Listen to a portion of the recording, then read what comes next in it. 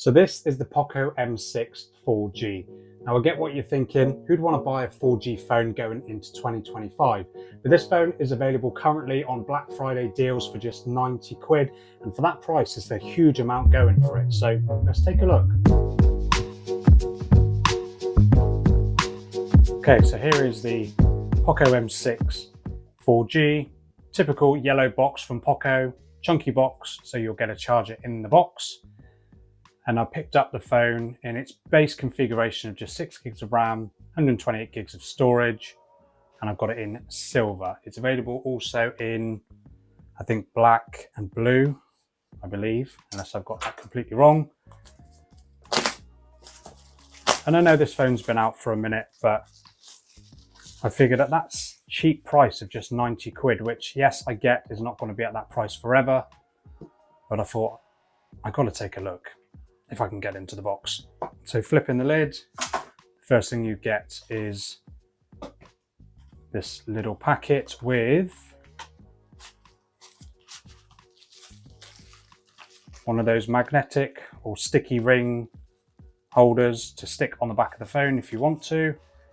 And you also get a clear case and your paperwork. So nice few accessories that you wouldn't normally see from other smartphones. And then of course the phone underneath, 108 megapixel main camera, 33 watt fast charging, pretty much 6.8 inch 90 Hertz full HD display, and then a MediaTek G91 Ultra processor. Oh, just quickly before that, there's your 33 watt charger and your USB-A to USB-C charging cable. So here is the Poco M6. I actually really quite like this silver color. Now the Xiaomi equivalent of this phone is the Xiaomi 13C, which it shares specs with, but overall, yeah, a really nice looking device, nice and slim. Power button with fingerprint scanner on the right, volume rocker just above that, 3.5mm headphone jack, what looks like an IR blaster on the top, microphone at the bottom, USB-C charging port and speaker, and then the left is your SIM tray. And then on the back you get your 108 megapixel primary camera. The second is just a 2 megapixel, I believe it's a macro camera. It's either going to be a 2 megapixel macro or depth camera, either way, pretty useless. And then an LED ring flash and a bit of Poco branding besides that. Overall, it's a really nice looking phone, and we'll just boot it up.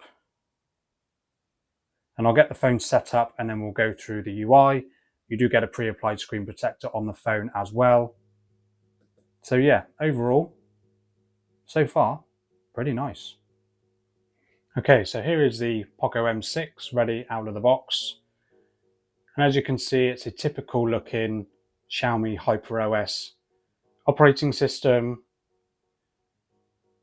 And you've already got the App Store out of the box. A couple of apps that I would like pre-installed on the phone, like Amazon Music, Amazon Shopping.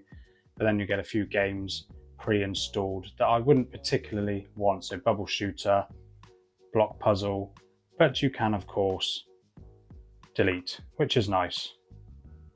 So we can just delete all these apps, booking.com, which I do periodically use, but I will get rid of it for the purposes of this.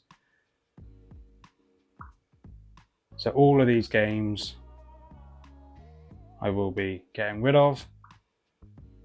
But overall, it's a pretty nice looking version of Android. Viewing angles on the display, not particularly great, but then you can't expect too much at this budget price.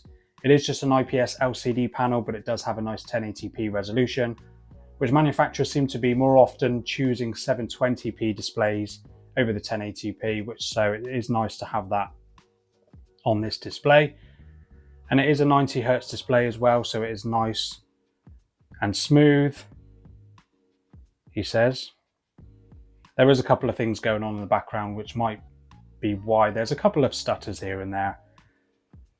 But overall, performance seems to be pretty smooth. If we just quickly jump into the settings, and you've got just the usual bits and bobs in your settings menu. Now, the About Phone section is at the top, which is quite strange as it's often at the bottom. There is an update available, but I won't do that just yet. And security update, May 2024, so it's probably going to get a more up-to-date security patch. 128 gigs of storage, which is expandable via micro SD.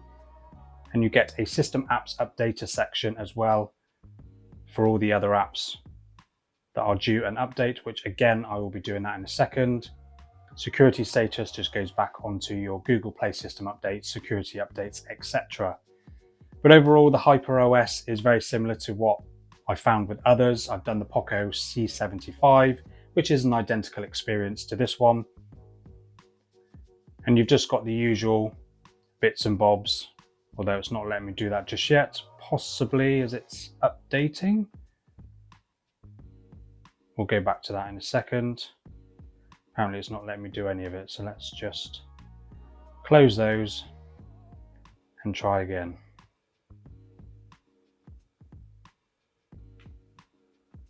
I guess it's what happens when you try and demonstrate the phone when it's still performing some updates. There's going to be the odd hiccup here and there.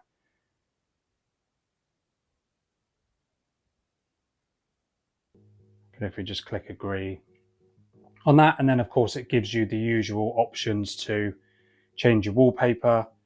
You could do online wallpapers, editor's pick, so there's a load of different ones in there.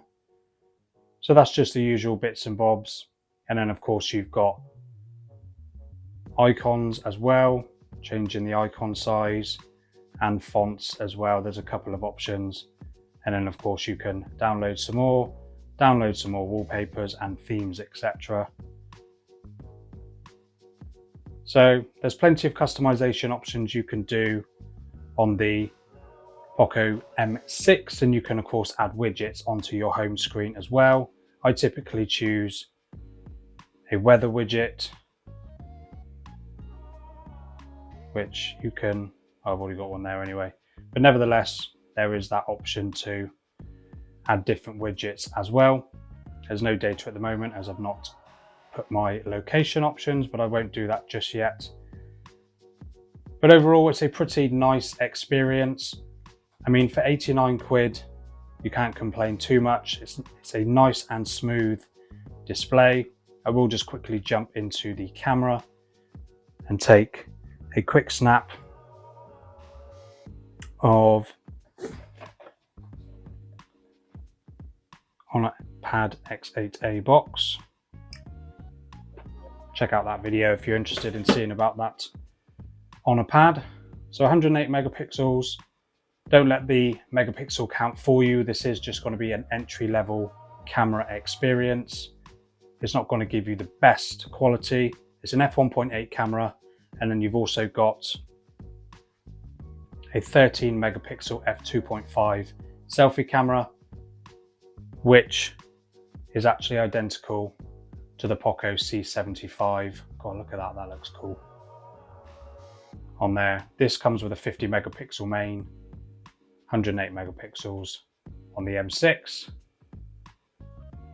But overall, the experience on the C75 is very, very similar to this Poco M6. 720p display on this one though, and it is a little bit more expensive, which is another reason really why this one is such a good option. 1080p display